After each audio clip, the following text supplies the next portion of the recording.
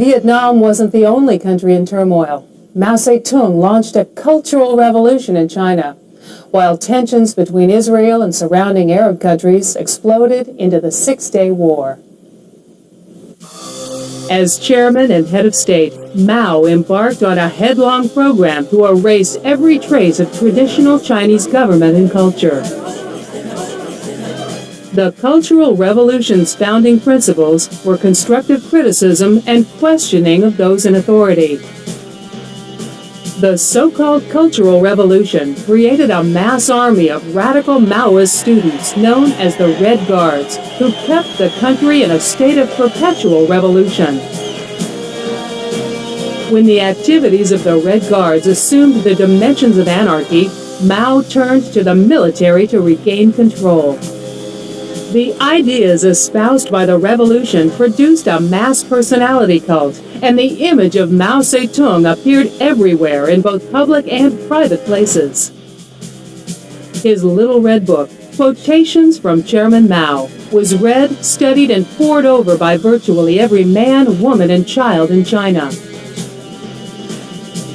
The book and Mao were embraced worldwide by radical leftist students. Since achieving its statehood in 1948, Israel had been in a state of guerrilla warfare with neighboring Arab states. Often, as in 1956, the guerrilla and terrorist actions turned into all-out war, with United Nations troops sent in to stabilize the factions.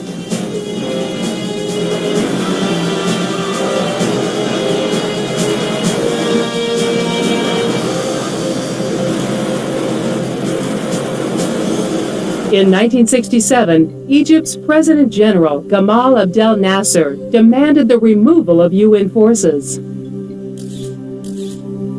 With the peacekeeping forces gone, Nasser sought to weaken Israel by means of a shipping blockade on the Strait of Tiran, the principal port of Israel. With the blockage in place, Egypt and Syria mobilized forces along the border. Israel responded in kind.